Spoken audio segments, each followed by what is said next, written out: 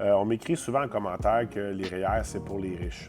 Je suis très conscient qu'en ce moment, la vie, c'est pas facile. Le coût de la vie a vraiment augmenté, puis ça n'arrête pas d'augmenter. La job, elle va commencer à se faire de plus en plus rare. Donc, quand je parle de finances, puis il faut mettre de l'argent dans ses REER, il faut planifier, c'est important de le faire. Mais je peux comprendre aussi que ça peut être très difficile pour beaucoup de gens d'être capable juste de payer ce qu'ils ont à payer.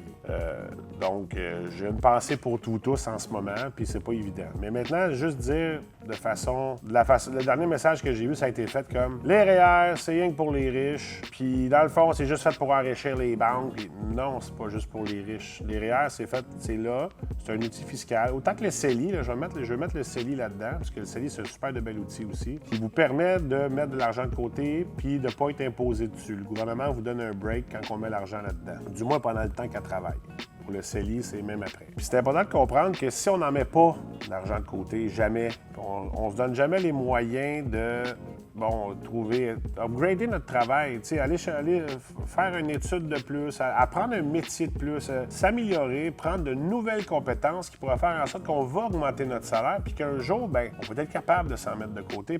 Mais si notre vie durant, on prend jamais le temps d'en mettre de côté, on ne pourra jamais y aller là-bas. Là. Ceci étant dit, les REER, c'est pas juste pour les riches. Oui, les banques vont faire de l'argent, mais vous aussi, vous allez vous en faire. Puis c'est surtout, ça va être vous protéger vous-même de vous plus tard. Parce que si on ne met jamais d'argent à côté, là, à un moment donné, on va être pris avec les rentes que le gouvernement va nous donner. Puis quand les élections vont arriver, là, pour qui on va voter? On va voter pour celui qui va augmenter nos chèques et non pas pour celui nécessairement qui va vouloir avoir le meilleur intérêt du pays à long terme pour les générations futures.